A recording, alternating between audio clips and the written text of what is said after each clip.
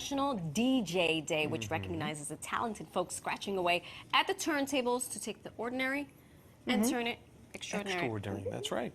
Now, you might recognize names like Funkmaster Flex. He DJ'd my 24th birthday party. Get out. He did. How about Carl Cox? No. Diplo? Maybe. Okay. Skrillex? No. No? And, of course, we have our very own director, Dave. I think there he DJ'd your Sweet 16. There he is. I think he DJ'd your Sweet 16, Chris Probably. Cimino. He may very well have. And Dave, can you bring back that hairdo, Just please? to name a few. Look at oh, man. He's all over it.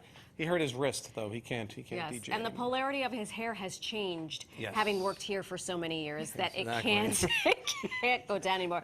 Today we are joined by a very talented individual who's bringing New York City to its feet with an exciting series. Please welcome Alexis Tony, a.k.a. Classic New Wave. Welcome to the show. Thanks Welcome to the for show. coming. I love the lid. I love the thing. thank you. I almost broke the equipment.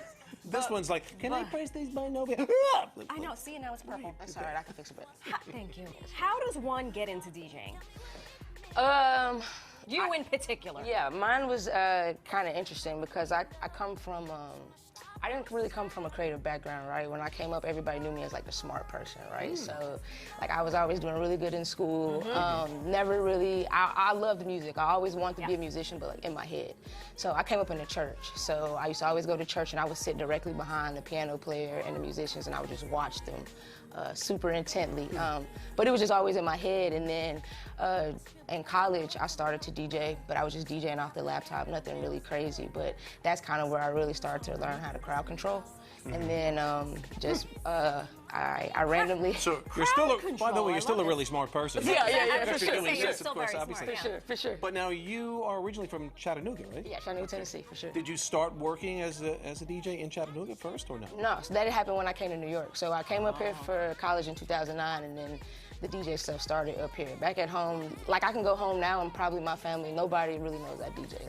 Really? Is that right? Yeah, it's like, it's a New York thing. I'm trying, like I'm just now introducing my parents to it. Yeah, I was going to ask you. Right. And what is their response? I think my mom is a little bit skeptical. Like she'll just laugh and like play it off. My dad is always like, whatever you do, I'ma support it. But yeah, so That's a good dad, indeed. So your first inspiration was the piano in church. yes.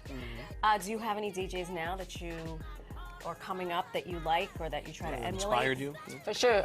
So back at home, Power 94 is a radio station, and there's this DJ Wally Sparks. He would Shout out always, Wally Sparks. Shout out Wally Sparks, and he would always do the traffic jam, and that was the first time where I was really hearing somebody play and manipulate songs and sounds in a way that I'd never really heard before, and that's kind of what piqued my interest, and be like, oh. See, and every DJ needs a cool name. Everybody. You have to have that cool moniker. Right. So, Classic New Wave. Yeah, what's that? Where'd that come from? Where'd that come from? So, random. As usual, right? They usually are, these names. Random.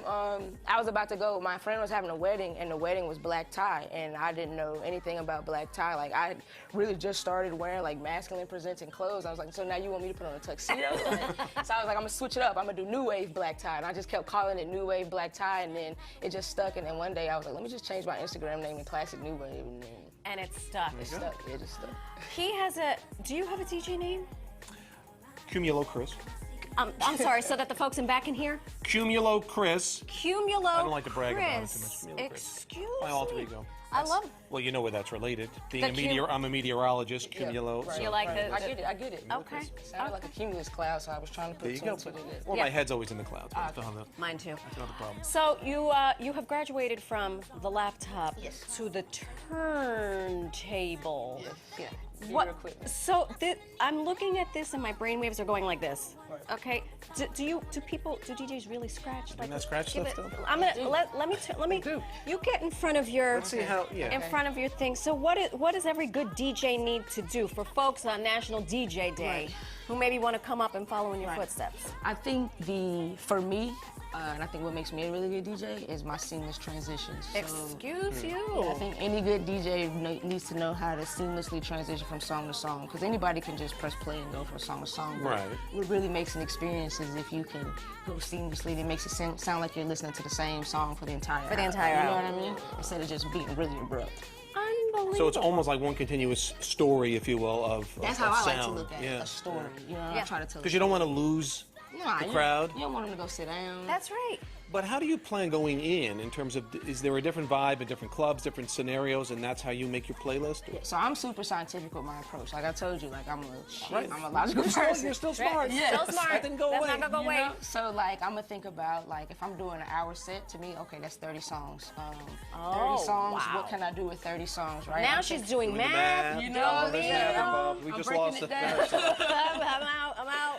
I'm breaking it down, but I have to because the type of person that I am, I have to go in super prepared because if I don't, then I'm in my head, and if I'm in my head, I'm not in my body. But what about this? So you go in, you know, okay, it's an hour gig. I'm gonna play 30 songs. And then you transition to one song, and now suddenly you see people go off the dance floor. Are you like, oh no, I gotta switch it up. You gotta, and you have gotta the improvise. You do. Okay. You on the fly like that. And that's the thing, nothing is planned out. I put songs in there because like I have thousands of songs, and if I go into a set and I only have an hour, I'll start getting frazzled. So I just like to keep songs where I know where I want to go. Nice. But you gotta switch it up. You gotta play to the crowd. Yeah. Otherwise you losing. Otherwise you We look. were talking about the lid real quick. Brown yes. Sugar Bounce. Tell us about Brown Sugar Bounce, what that experience is. For sure. So Brown Sugar Bounce is it's a party that I started back in 2021. I came up with the concept during COVID when we were in the house. I lost my job, so I was just in the house watching music videos, and I was like, man, I just wish I could be outside with my friends again, Aww. having fun. And I wanted to create a space specifically where we could kind of go and like feel that joy that we had lost out on. And I remember the first one that I threw, May 27th. I was scared. I was like, Alexis, you were an idiot. Nobody's gonna show up to this party. And why did you do this? And now packing a room wall to wall. is this what we're looking at? Yeah, this is the bounce. This is the brown This is the sugar bounce. bounce This is the experience. bounce, right? Yeah. That's you getting the crowd going. Oh yeah. So this is a party, and pretty powerful, you're on that. the ones and twos. On the ones and twos. I have guest DJs because I like to switch it up. I like to have different people come, but yeah, I'm definitely on the ones and twos. Do you have a particular go-to song for you that really said, I'm going to kick it up now, several notches? This is the song I know that gets them every time. So at the end of every Brown Sugar Bounce, I play Melodies from Heaven, which is this gospel song by Kirk Franklin. Okay. And yeah, so like I said, I grew up in the church, so like I'm very heavily influenced by that. And so, like I said, Brown Sugar Bounce is a place for people to come and like feel joy. So we play Melodies from Heaven at the end just to kind of,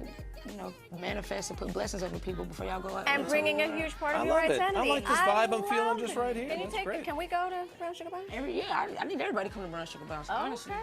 Yeah. All right. Well, do you mind staying with us for the whole hour? Yeah, I'm not going nowhere. Okay. Do you take requests? I don't, but I might take something.